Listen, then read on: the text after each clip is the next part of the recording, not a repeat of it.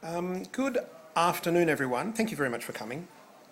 This is going to be something sort of a little bit different in that I'm not talking about, how to get something into Unreal or how to optimize something in Unity or how I record something. As an audio person, I'm usually talking about audio.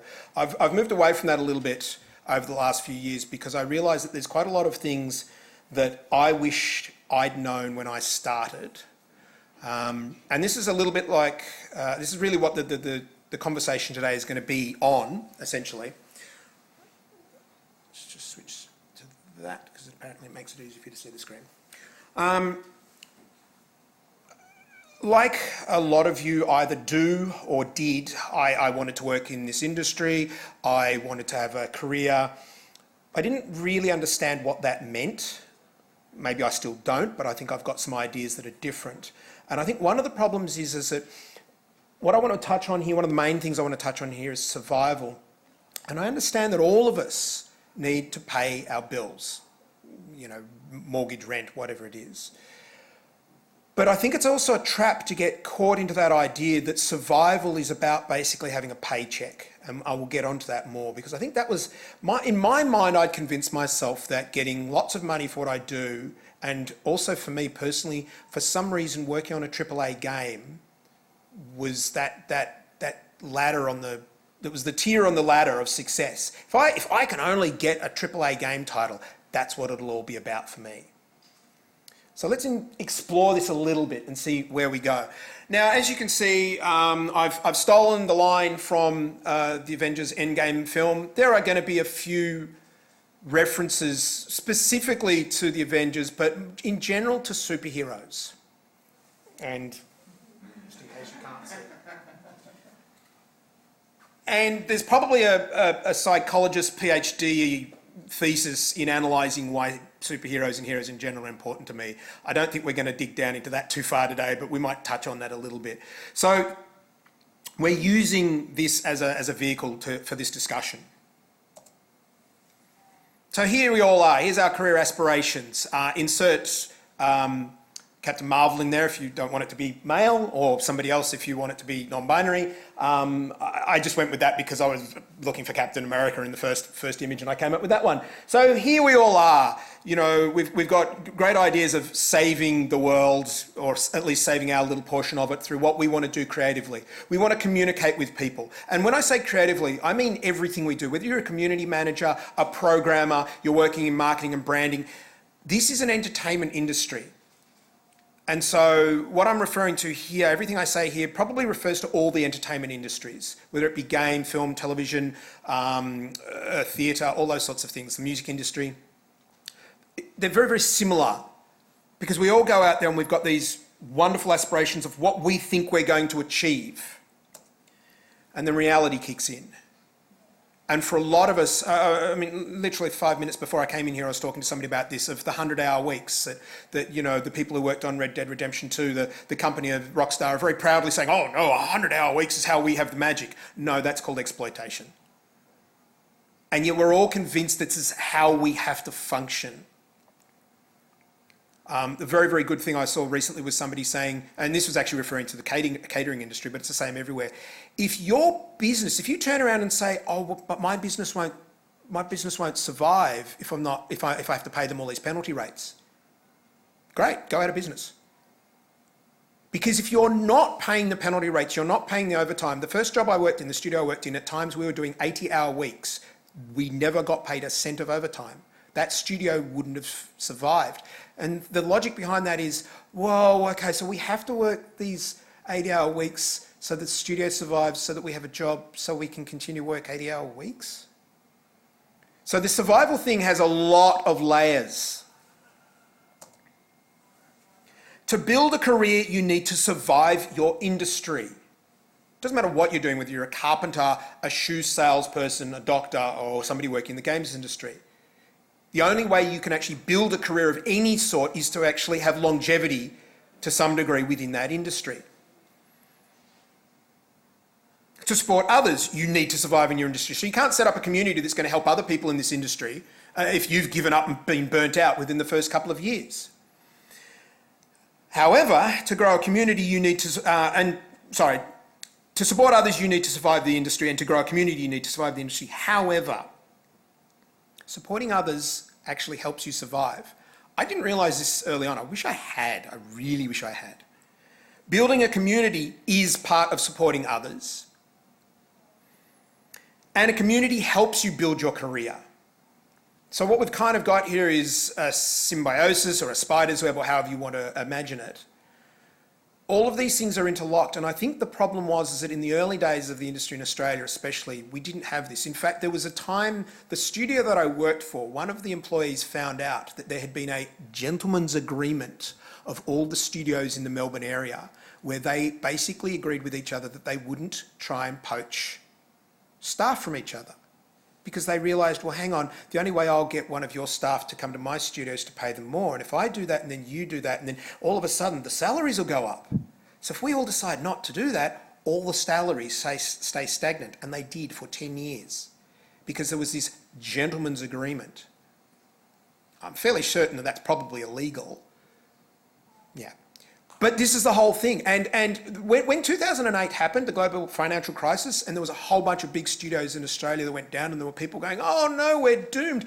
I was singing and dancing because there were a bunch of dinosaurs who had spent 20 years taking advantage of people like all of us who went out of business. The global financial crisis was the best thing that ever happened to the Australian gaming industry, because out of the ashes, we got people who actually cared because they'd worked in studios themselves. So when we get studios like League of Geeks and others, it's built from people who went through all of that. And so they've tried to avoid doing that to others. Sure, not everybody's perfect, but at least we had people who were actually doing it because they wanted to do it, not just because they thought they were going to make money. That's also a part of survival for the industry as well. As I've said, survival is far more than just getting a pay packet. There are people all over the world who get regular pay packets, and every day they go home and they have to either drink themselves into oblivion or smoke themselves into oblivion or take out their aggression and frustration on their families and their friends. That's not survival. That's barely existence. We do it with a lot of other industries than our own, but at the moment we're going to address our own industry. Just being paid even a lot of money for what you do is not enough. It should not be enough. And I understand that it's a difficult position to be in because you can't risk your job because then you're not in the industry. So there's a nuance to this that you need to consider with any action that you're going to take and how you're going to approach your own life and how you interact with your colleagues, your employers, your employees. So read that again.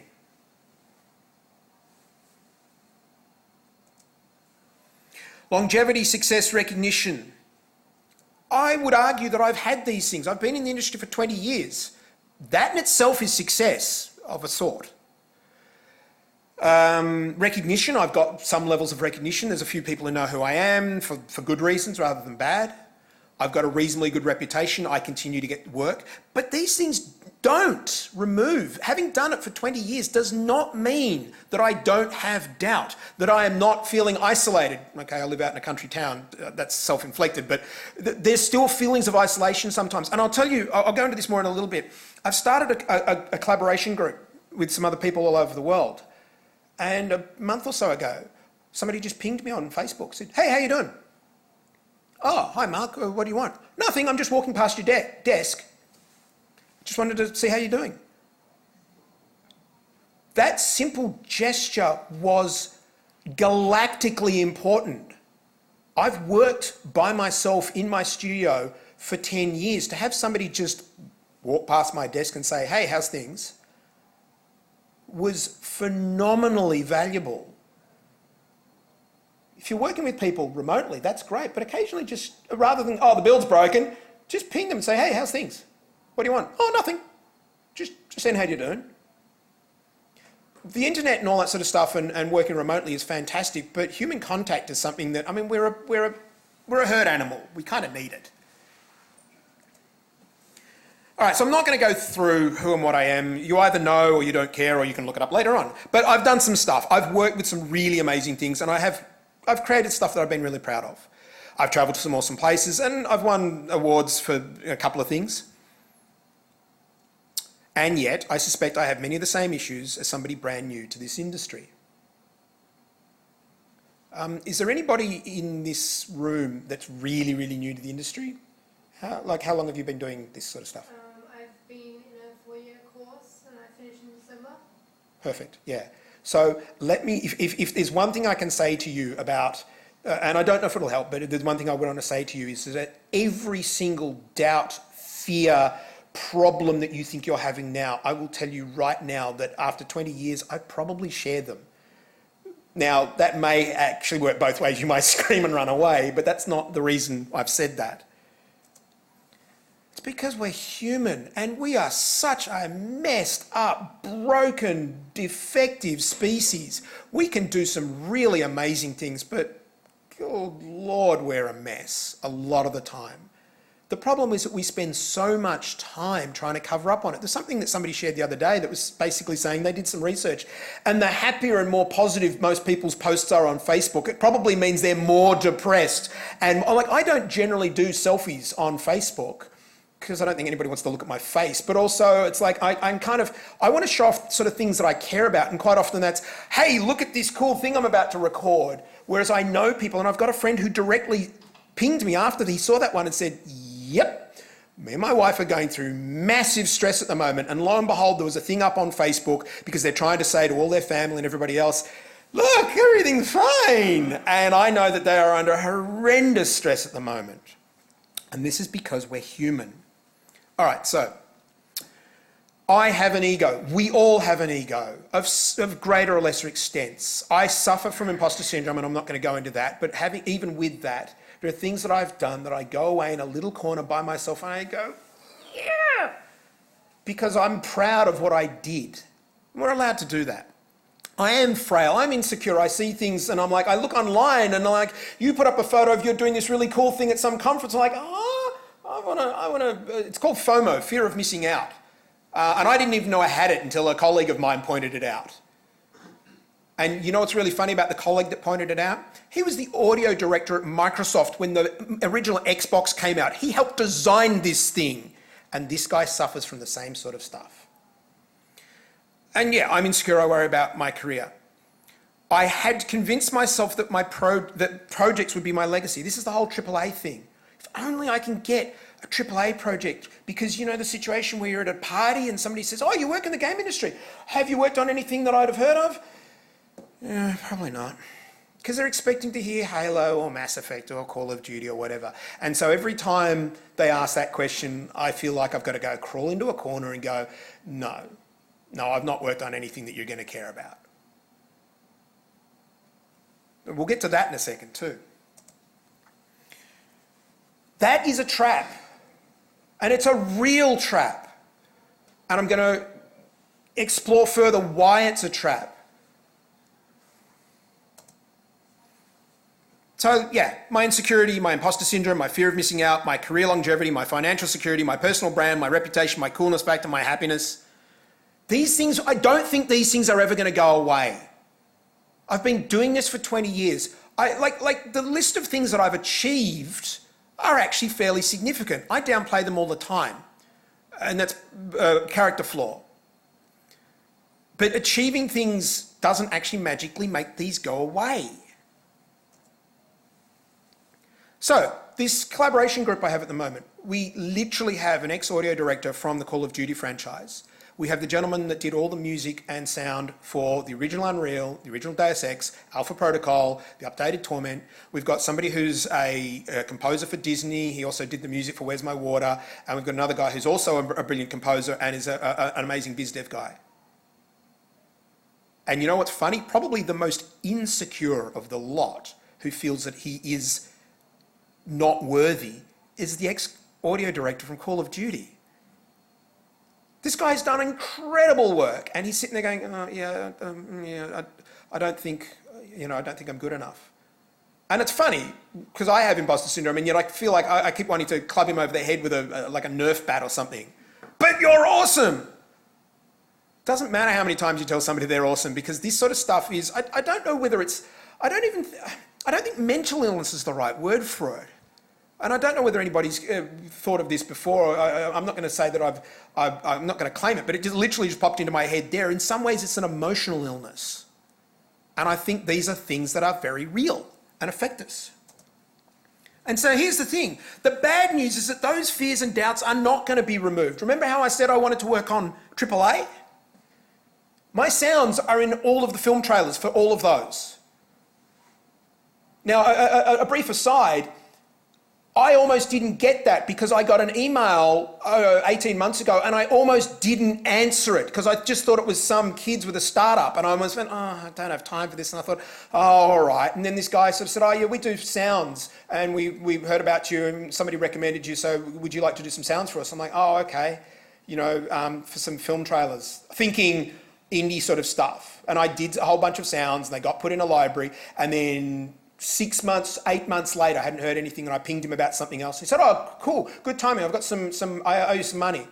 I'll send you through the spreadsheet that shows what projects it's been used on and the date and the confirmation.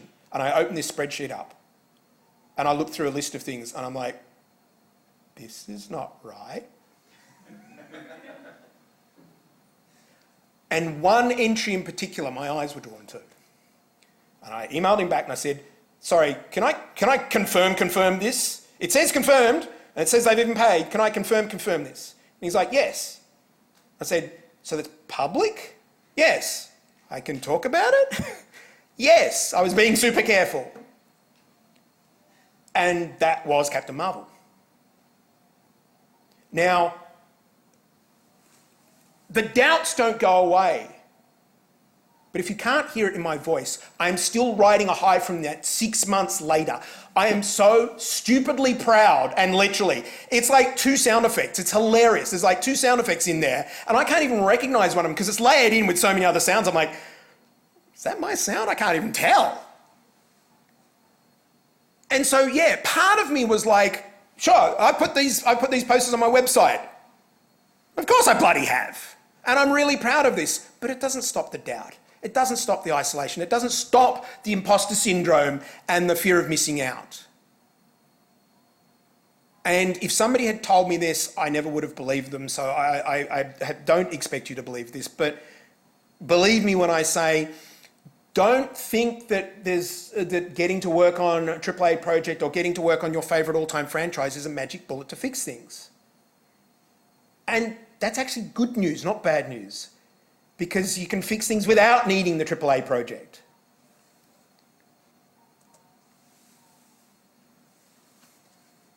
Just do what you love doing. Do it with other people who also love what they're doing. Hang out with people who actually understand. Don't waste your time with people who don't want to know about it. And I mean that seriously, all the way down to just even family members. I actually had somebody in LA, when I did my imposter syndrome talk, I had somebody in LA who basically asked a question at the end, and he said, yeah, I come from a Middle Eastern family. My cousin's a doctor, my brother's an accountant, my uncle's a lawyer, and every time we have a family get together, everybody tells me asks me when I'm going to stop this wasting time with this whole composer thing and get a real job. He asked me that question and I was furious. I was so angry, and I thought about it for a millisecond. I said, okay, the next time your family dare to ask you that question, go to your doctor and lawyer and accountant family members and say, what do? I work in an industry that brings joy and does no harm. You come back and talk to me when you can say the same thing. Because there are so many people who look at what we do and say, oh, I'll pay you an exposure. No, you won't.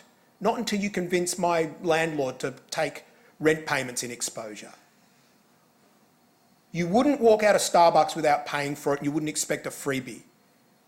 We should not have to work in the same way. That's also part of survival, but I'm not going to get into that too much. All right, so when you share these issues with other people, it helps tremendously. And this almost sounds like a cliche, but I want to investigate this a little bit, because this is part of the community thing. But hang on. Is this just one of these mushy, feel-good, crappy, community hug, hippie sort of talks? I'm all just in here to make you feel good. Is that what this is all about? This is just sort of a, there's nothing important in this talk. You can leave now because you're not going to learn anything. No, actually. It's really, really critical business strategy. Because if you're going to survive in any business, if you're going to flourish in any business, you've got to maintain a career. And part of maintaining that career is meaning that you can respond to the needs of your clients. And part of responding to the needs of your clients is not having an emotional crisis because you're feeling all of these burdens on you and the problems of, the fact that we don't get paid very well and we're being paid in exposure bucks and that we've got to deal with the politics of, no, sorry, I'm really good at what I do, but because I don't have 7 AAA credits to my name, you're not even going to listen to me, and all of these sorts of things. Taking care of your emotional health and your mental health is as important as paying your rent and putting insurance on your equipment so that, if it breaks down, you can replace it when you need to do your next gig. This is a business strategy topic. Everything I'm talking about today. And more importantly, my survival relies on yours. We were just talking outside before at lunchtime about the Sledgehammer studio that's opening up. Apparently Sony's going to open up a studio in Adelaide. There's the Epic support team. All of those things have benefits because it drags more attention to the game industry. There's more jobs going. There's more support. There's more of a community. The Untitled Goose Game. Half the planet at the moment is playing this awkward, weird little game that was made in Australia. This is all relevant. This is all relevant to everything we do because it's a community by default. Then it becomes a stronger community when we communicate with each other and a stronger community again when we collaborate with each other. All right, so sharing challenges. I actually created a group on Facebook and I'll let you know because if anybody wants to join it, they can. It's called Survival Skills for Creatives. Now, the name was not the best one in some ways because I keep having preppers from America wanting to join. No, literally.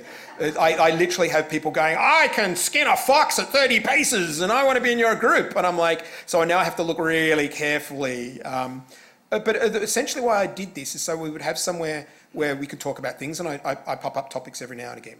But here's the thing. You've got to be careful with social media because there are quite a few of us in various different groups that will talk about issues that we have, but it's a lot about how you broach the topic. In the same way as if we're networking and we're talking about, job opportunities, I don't just come up to you and go, do you need sound? I do sound. Do you need sound? I'll do sound for you. How much, that's just not, Whereas if I talk to you about your project and we have a lengthy conversation about what you're working on, et cetera, and you find out kind of who I am or whatever, if you need sound, you might actually broach it, or I can at least gauge, sounds like you've got some sound people, you know what I mean? There's ways to do it where I'm engaging with you. There are a lot of people on Facebook and their posts are like this, oh, I'm so stressed and it's so bad and it basically, now, I'm not trying to be nasty, but it sounds like a need for attention. Because if it's a specific problem they're having a problem with and saying, I've got a problem with X, then people can help them, etc. But sometimes what happens is that people just use Facebook and various different social media literally as a place to whinge, complain, cry, come across as victims, etc. Now, I think what the best thing in these particular cases is actually help them to understand how they can engage with people. So if they are actually seriously having problems, they can share those problems. Because if you have a problem, but you share it in such a way, let's just say I want to bring up imposter syndrome. What I'm likely to do is put a post out there going, so I've been doing some more research into imposter syndrome, and there's some interesting things here. What do other people think? That's a way of me getting information on imposter syndrome that is more than likely going to help me. But what I'm doing is I'm presenting it in such a way of how can this discussion be something that is inclusive to everybody and help other people? One of the best ways of helping other people, helping yourself is to help other people. One of the best ways, and I'll get onto this in a second, to learn things is to teach other people. So it's all about how you phrase things. Don't some people, I've got to be really careful because I'm not trying to be critical, but some people I think kind of enjoy being victims. There are people I know on Facebook who I follow who I have to kind of rest them every now and again and hide their posts because it's just really draining. And if they're on the other side of the planet, I can't honestly help them directly. And there are people quite often where some of us have said, look, honestly, I think really what you need is please go out and get professional help. We are too far away. We can't be there. We can't actually help you. And it sounds like you need professional help. Just calling out on Facebook again and again and again is not going to get you what you need. Whereas community groups where we can talk about, I mean, think about a community group where you're talking about comparing shaders for Unity and Unreal. Oh, you used to use Unity all the time. Now I'm using Unreal. And people talk about things like, oh, well, I want to do this, and in Unity I did this thing, oh yeah, you can bring that in, etc. It becomes a discussion. It's not, you, help me with Unity right now, you give me all the answers, because as soon as you fall into that trap, it becomes far more about me. And I'm sure all of you have seen people on social media who are very much the me thing. And it becomes difficult, because you want to support them, you want to help them, you want to be friendly with them. But you've got to look after yourself as well. And with a community conversation, if we're having a community conversation where we're all talking about imposter syndrome, for instance, I can benefit from that. You can benefit from that. And you might not have even known you needed to benefit from that. And there can be topics that people can raise, and it can be a conversation that shifts. I think that's the difference between a community where we can cover various different things and support each other. So if all of a sudden somebody joins into this imposter syndrome thing, and oh my God, I didn't even know I had this, I've got all these problems, blah, blah, blah, blah, blah, blah, blah, then somebody else can say, oh, actually, that bit doesn't sound like imposter syndrome. That bit sounds like something else. You want to go jump onto this. So it becomes this sort of thing that basically disperses. And that's the other benefit of community, is it can you can link into other people a lot more, and it's a lot easier. And creative work is sharing. I mean, that's the reality of what we do. It's really important to understand that, again, it doesn't matter what aspect of a creative or entertainment industry you work in. You are being creative. You are sharing your thoughts. You are sharing, in some cases, how you feel about things on an emotional level. I mean, empathy is a really important part of what a lot of us do. So, why should we expose ourselves to the potential pain? Now, you'll just excuse me here. I'm just going to tab across to this because the video player in PowerPoint is terrible. Now, I found this. I'm actually really glad I did. There's a few other ones. And again, yes, it's about Avengers Endgame. This is a reaction video. This is a video camera on this gentleman as he watches a particular scene in Endgame. Sorry if you haven't seen it. There's sort of some spoilers in it, but not really. And I'm sure there are a lot of people who looked at this video online and laughed at him, and maybe he became a meme. Remember Star Wars boy from years ago, the overweight boy who danced around with like a tea towel on and a pretend lightsaber? Everybody had a good chuckle at his expense. We've grown up a little bit since then. But I love this video for a couple of reasons, so I wanted to share it with you because there's some points I want to make about this. Yo, man, Cap is fucked. Oh, shit. Oh, shit.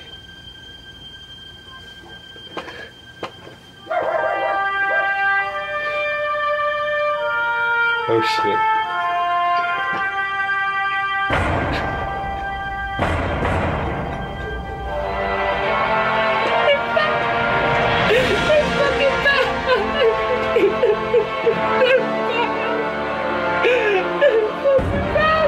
Let's fucking go! Let's go! Let's go! Let's go! Oh, that's my fireman! That's my fireman! Let's go! Let's fucking go!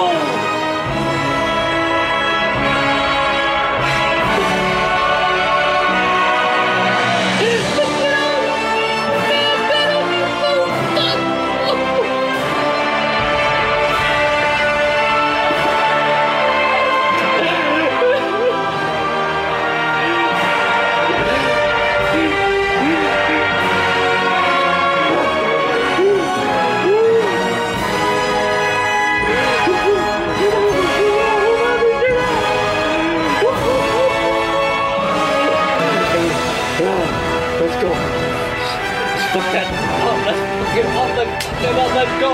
Let's go!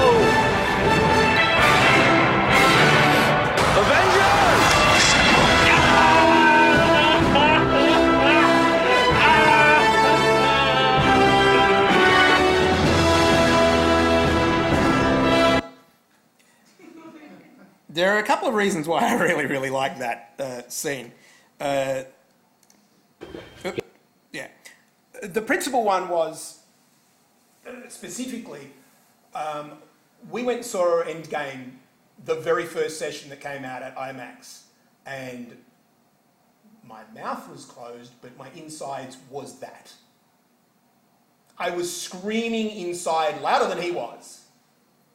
And the thing was that because we went to the very first session, the audience there was all fanboys and fangirls. And there were tears, there was screaming, there was like literally people were going nuts. This is really important because this is what we do. We work in a creative field where we're creating stories and games and movies and television. And that's how much people enjoy the product of what we do. Now, people might laugh at him. Frankly, I think he's incredibly brave sharing that. He's come out and shared that. The guy needs to be given a medal. He's exposed himself. Can you imagine if you were one of the crew that worked on Endgame?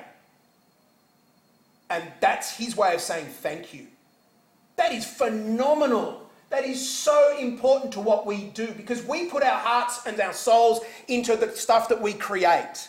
And we literally, by being creative, we are leaving ourselves vulnerable because we are taking something that's inside ourselves and we're saying, well, I've really put my heart and soul into this, and you basically put it out there for people to mock because they can. And there are people who do. There are people who do reviews of games all the time and on film and television and tear them apart. That goes some small way to balancing out in the other direction of showing that level of how much love there is in that product. I love that video, as I said, because it just shows an honest reaction to something that is really important to him. He's wearing 2 different Marvel t-shirts. And everything we do is linked to emotion on some level. And vulnerability is a part of that community. And it's one of the things in Australia especially. I was actually talking to a guy the other day. The problem with Australian men. How do we communicate? Well, 6 of us every single week, I think it is, communicate by running themselves into a tree and committing suicide because we've made it completely unpermissible for the standard Aussie male to say how he feels. Not doing really well on that front. The imposter syndrome talk that I gave in LA with the gentleman from the Middle East who asked me that question, afterwards I literally had a bunch of people, 4 or 5 people come up to me and they said, thank you so much for being prepared to be vulnerable. I was like, oh, okay, sure. And they said, no, you don't understand. We work in LA in the film industry. You show vulnerability in the film industry and you are torn to pieces because everybody wants your job and they will destroy you to get it. And they had never seen anybody prepared to be vulnerable in a conference talk or whatever. And they were really, really surprised that somebody would do that. It had never occurred to me. I didn't know this. But being vulnerable is not always telling people your deepest secrets. It's being prepared to being a little bit open and honest. Like that video. That guy is being really honest about his feelings. More to the point, by normalising that, we make it okay. And things have gotten a little bit better. But again, talking to the whole sort of like the toxic masculinity thing in Australia, it's because not many of your typical Aussie blokes are prepared to turn around and go, yeah, I'm having a bit of a hard time, I'm having troubles with my wife and everything like that, because they're really afraid that all the other guys on the building site are going to turn around and laugh at him. And they probably will, even though they're all having the identical problems, because somebody somewhere, their way of dealing with that vulnerability is to reject it and laugh. I mean, we've got some building going on our property at the moment, and there's typical Aussie blokes there, and it's really funny because at one point they didn't know I was on the property, and they were talking, and it was C word and F word and yeah mate, blah, blah, blah. And like I heard a couple of weeks later that they then was doing some work on another building site where the guy in charge, thankfully, looked at one of the guys and said, "Dude, I'm taking you to the doctors." "Nah, mate, I'm right. It's all okay." "No, you look really bad. I'm taking you to the doctors." And the other guy just kept arguing. When they got him to the doctors said, "Really good you did this," because he'd have been dead before the end of the day. They then found out that the guy's got cancer and is probably going to die anyway. But he was doing that wholehearted, he felt like crap. Oh, no, I'm an Aussie bloke, I've got to keep doing. That's rubbish. Yeah. But this is the point. If we normalise the whole idea of us being able to talk about the problems, etc., then maybe it becomes a little bit more acceptable. The game industry is actually pretty good, but we can always get better. Now, here's one of those things, is that what I found also is as somebody who's senior from the point of view of I've been doing this for a long time, often it helps quite often to somebody who's junior, sorry, using the example of junior, that for somebody who's junior, quite often it is helpful to have me go, hey, I have this crap as well, just letting you know. And some people say, thank you for letting us know that, but there can actually be risk. Quite often with senior people, if you basically come out and, problem this, problem that, stress this, stress that, literally there are people who have then gone for jobs as audio directors at other companies and they're like, pass. So we've got different risks at the experienced end of the chain.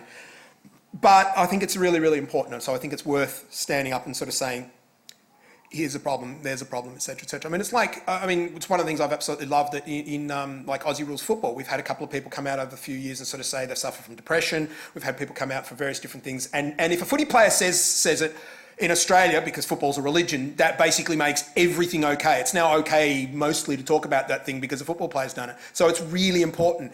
In our industry, again, having senior people share those sorts of things can be super helpful.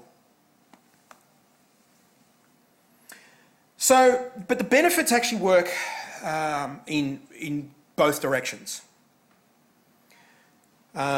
And I think sometimes too many of us believe we've got nothing left to learn. I know people have been doing this for ages and I don't need to learn anything. I'm learning stuff all the time. Like at the moment, I'm having lessons on Unreal once a week with somebody teaching me blueprints. Last year, it was orchestration. The year before that, it was C# scripting. Not that I want to do those things, but the more I understand them, the more I can do my job better. I think the day that we stop learning is problematic.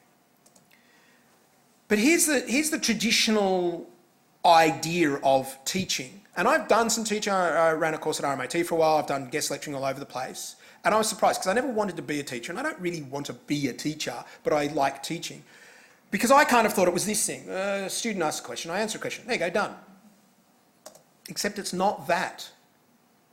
I've asked students questions multiple times where it's just like, my understanding of a thing is this. And I've just asked a question trying to help get that understanding across. And then I've had a student up the back go, oh, but blah, blah, blah, blah, blah. And I've gone, what?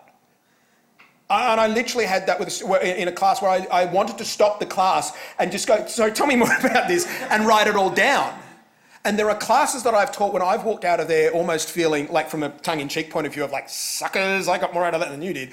But this is the whole point. Teaching can be incredibly beneficial because we all get trapped into this. I've done it this way and I've done it this way for my whole life, and that's always worked. Doesn't mean it's the best way. And I've had students sometimes ask questions when I've gone, oh my God, it works that way as well. So teaching, sharing is also part of teaching. This is the whole point, a community thing where I'll use you as an example, Kevin, because I know you. You do voiceover sort of stuff and you do a video and voiceover stuff. But if you do it in like a forum sort of situation where people can discuss this, all of a sudden you're like, I'd never even thought of that. And I've talked to a lot of experienced people who've found that sort of thing. And so bad news is you're never going to stop learning, or you never should stop learning. Good news is you're never going to stop learning. I love learning new stuff. It's great. And this is the rule I've always said to people anywhere. I think this came from once, I had a student once ask a question, and there were several other people in the class that mocked them. Obviously that student wasn't a popular student or whatever. And, a couple of people went, oh, well, that, of course, silly. And again, I got really kind of grumpy at that. And I sort of said, right, okay. And so quizzed one of the people who sort of put them down. Not so much to be nasty, but to basically go, but do you understand it when you take it this far, and this far, and this far, and this far? And by the way, if I say it in this circumstance, do you know the answer to it? And they quickly realised that, it was not an unreasonable question. And from that point on, I basically sort of said, I have one rule anytime I'm teaching, and that rule is there is no such thing as a stupid question. Because if you don't know, you don't know. And I'll give you another hint of how our industry works and how the whole world works, right? A few months ago, I was flown to Germany by Steinberg, who's a company that makes some software, Nuendo and Cubase, right, which is the software that I use. I was flown there as an ambassador to do some talks and some presentations and everything like that. I probably know how to use 20% of those products because I use the 20% that I use over and over again. I'm not an expert who knows everything. I don't think anybody's an expert who knows anything. Even the guy who designs Nuendo I talked to, he said, oh yeah, I've forgotten more stuff than... So don't think you have to know everything. And that's another reason why there's no such thing as a stupid question. Because we forget stuff. We can't possibly know everything.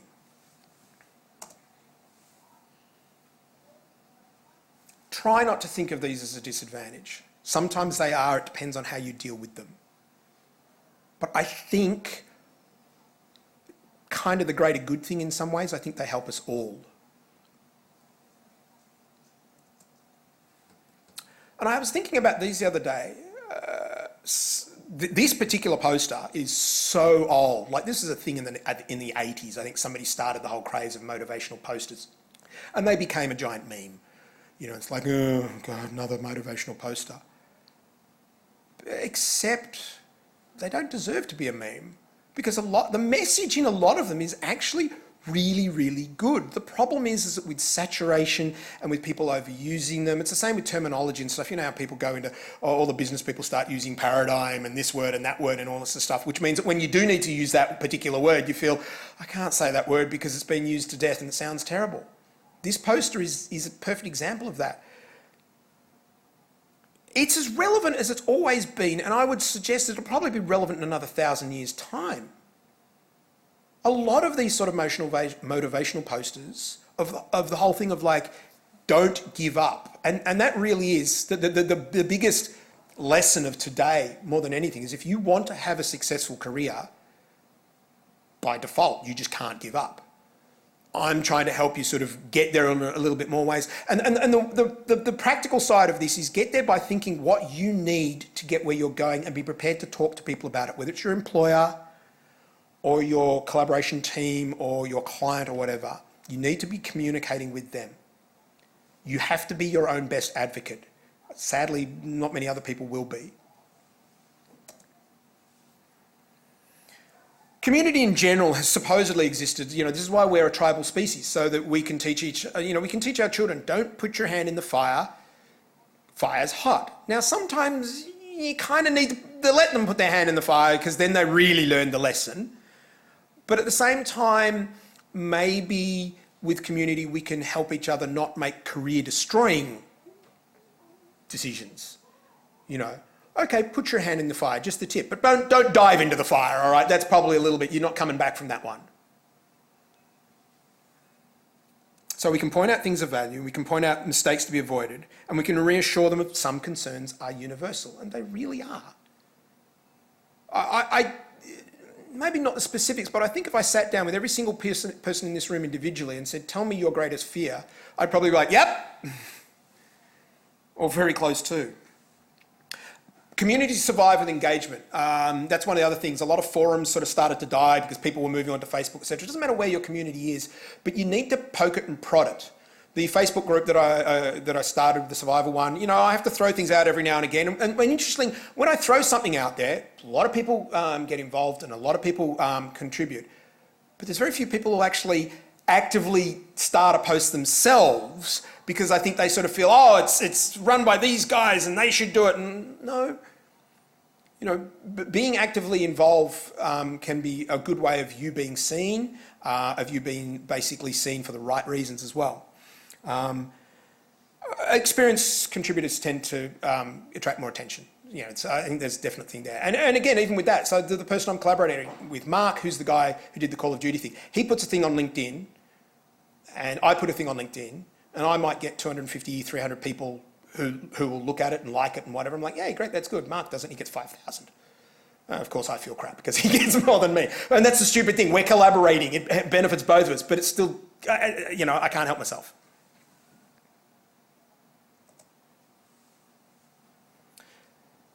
But yeah, and this is the point. Yeah, this is the point, is that the best communities should support everybody, the whole rising tide thing. Actually, I'm going to skip through the heroes thing because I want to give time for any questions. So why am I obsessed with heroes? because all cultures speak that there are those who step up and protect our communities, and I personally just feel the need. I need heroes in my life. And if you don't know who all those are, you better look them up, because they're all good, really good heroes. But the thing is, within our own community, we've got plenty of heroes. Maybe we can have some more. And I've met some of my heroes, and they're great. So the heroes thing was at the end. All right, so I've been doing this for 20 years, and I really love what I do. That's why I still do it.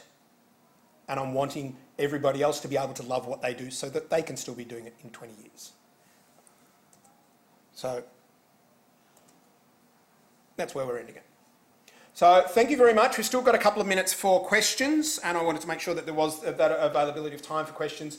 I'm not sure whether this is the sort of thing that's going to have any questions or not, but I always like to leave the time just in case anybody has any questions. So if anybody's got any questions, please grab the microphone.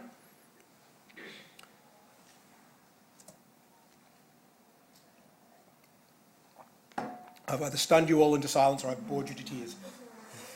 I think the room's pretty small. Do I need the microphone? I can talk. You can, just in case. Okay, sure. So what are some mechanisms, like coping mechanisms, that you have found useful during your career to help you survive? That's actually a really good question. So talking with friends helps. Okay, I'm going to be really, really honest with you here. There are 2 or 3 movies that I will watch each, maybe once a year or whatever, that I put on for the very specific reason that they break me. I will usually do that like when my wife's out doing something or whatever, so that I can literally have some time to myself. I will put on a movie and I will literally weep as though every person in the world who means anything to me has been taken away. I let it destroy me down to ashes. Because I think sometimes that pressure release is really helpful. Like I feel utterly destroyed for, I don't know, an hour, half an hour, whatever, and I bawl my eyes out. I find that helps. Whether it helps for everybody else. The other thing for me, I mean, we moved out to the country, and seriously being surrounded by trees, you couldn't pay me enough to get me to move back into a city. Going for drives in the country, used to do it, now I live in the country, and that is phenomenally helpful, emotionally, mentally, everything else. Yep. Any other questions? What was the name of that Facebook group again? Survival Skills for Creatives. Linda? Firstly, Stephen, thank you so much for giving this talk. It's great. How would you deal with long plateau periods where you feel that nothing is progressing in your career? Try something different. It's a really good question. I for the longest time, referred to myself as a composer sound designer. If you have a look nowadays, I don't refer to myself as a composer anymore. I refer to myself as a sound designer, location recordist, because I didn't feel I was getting the composing work. I wasn't really trying to get the composing work, but I didn't have the passion for it. And if there's the plateau, sure, it might be the industry around you, and investigate that, but is it maybe you? Is there a direction where... the reason why, okay, see that microphone's on. I've been recording this whole thing, not because I want a recording of me, because when you all came in, I got it. When you leave, I'll get it. When the door was open before, I got it. There is no harm, there's no trouble with me having the passion for recording. Like literally, I'm recording so much stuff at the moment, I love it. You can see with me, whereas with writing music, it takes me so much effort. I'm slow at it, I love it, but it takes effort, and I don't come home from work every day or whatever and write music like the composers, the real composers I know do that. So I think, is the plateau the work, or is the plateau has your passion plateaued and it needs a bit of a... My journey, I said it in there, my journey's been this. I've done lecturing, I've written a book, I've done teaching, I've created sound effects libraries, I've done all audio on projects, I've recently done some film stuff, I've done those film trailer stuff. It's this wiggly line that you can't track. So if there's a road that you're on that's not going anywhere, maybe try something else, shake it up. Like Big Hero 6, there's a really good line in Big Hero 6 where he literally picks up his little brother and hangs him upside down and says, change your perspective, and he bounces him upside down. Get somebody to hang you upside down and change your perspective. Yeah, I think that can help. I think we're out of time. Yeah, we have time for one really quick question, but pretty much. And I'll be packing up for a few minutes. So if somebody wants to ask a question afterwards, they come up. Is there any last question? Looks like we're done anyway. So that was a very, very good question. Thank you very much, everyone.